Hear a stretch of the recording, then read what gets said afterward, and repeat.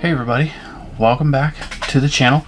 For anyone new here, my name is Jay, and this is our follow-up video to the last video. Previous arrow was arrow building tools, what you would need. This video is actually building out the arrows that I talked about last time.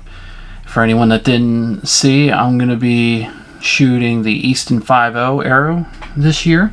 So here I'm going to take you through on how I'm going to build it out and my components, the vanes I'm going to use, the type of inserts, the glue, and then how I'm going to use some of these tools here to help me out and build these arrows today. So let's get right into it. First, what we got to do, we got all these arrows out and everything. First thing we got to do is cut them down to size. So let's take a trip over to the arrow saw and get that done.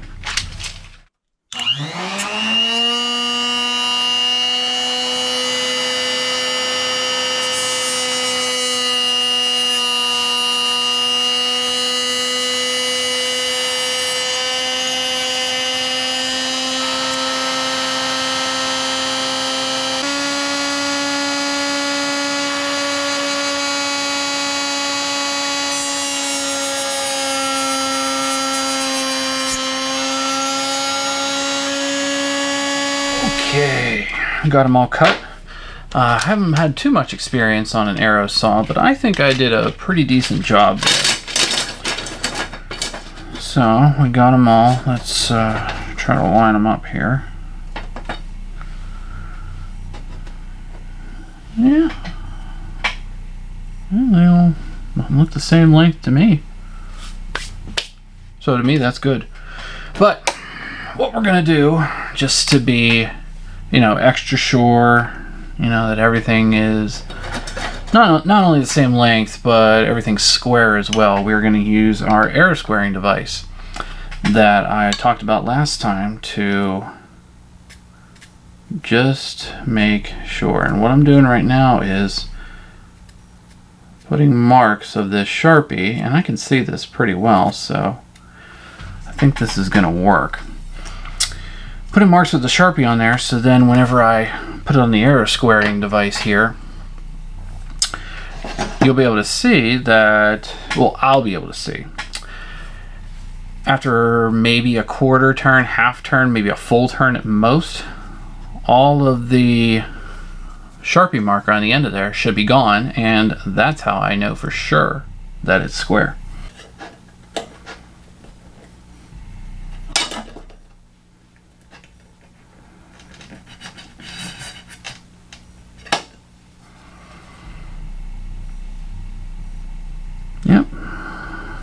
Yep, that's all we needed. Just it was about a half turn-ish, something like that. Yeah, and that sucker is square now. So now I just got to do that to all 12 of these. Okay, now we're all done with squaring our arrows.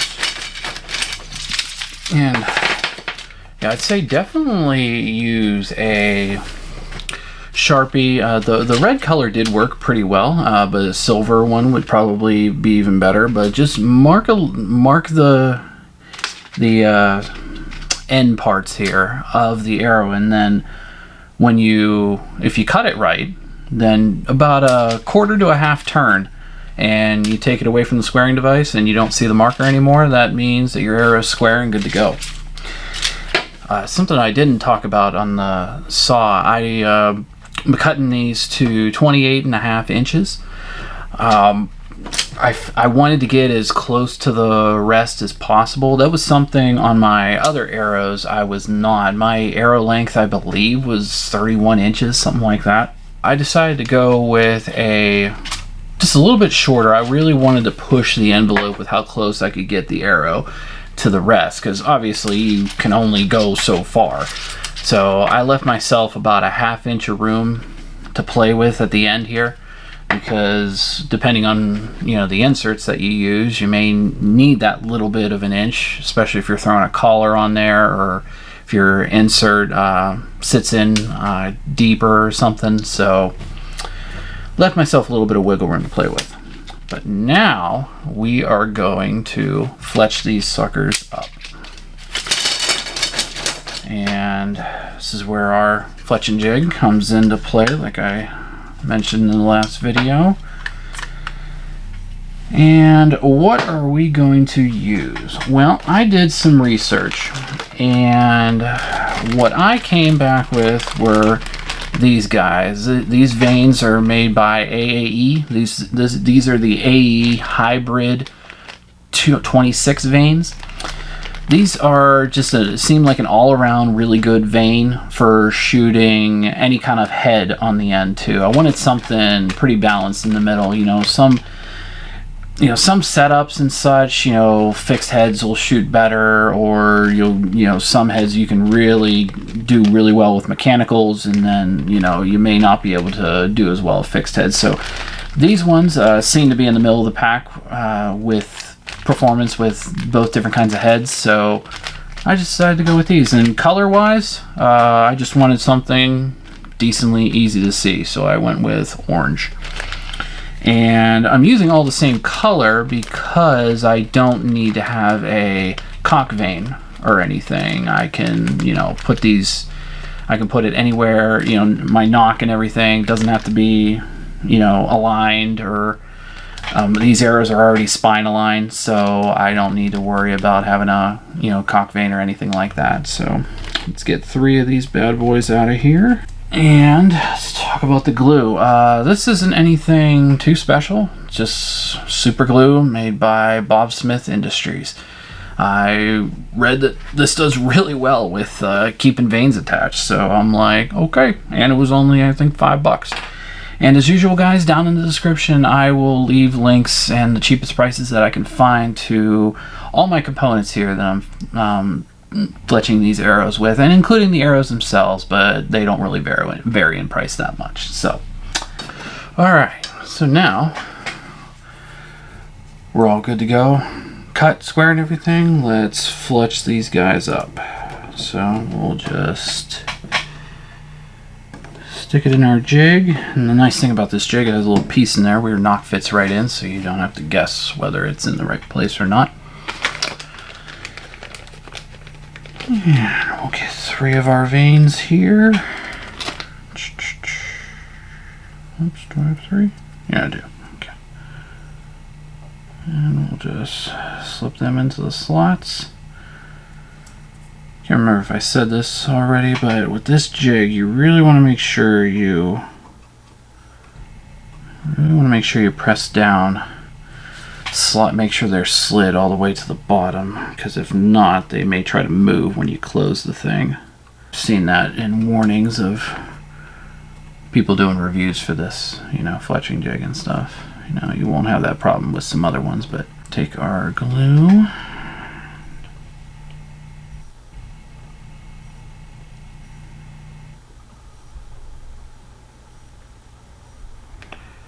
just little dabs.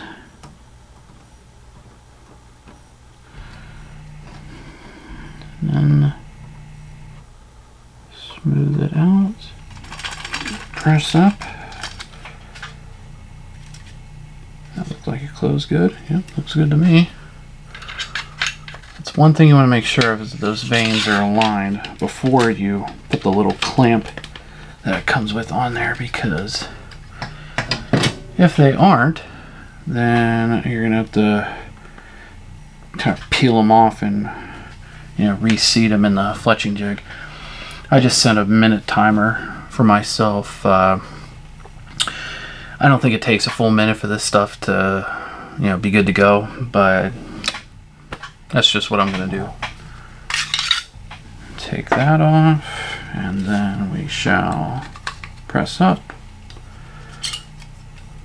and pull these back. Looks like we are good to go.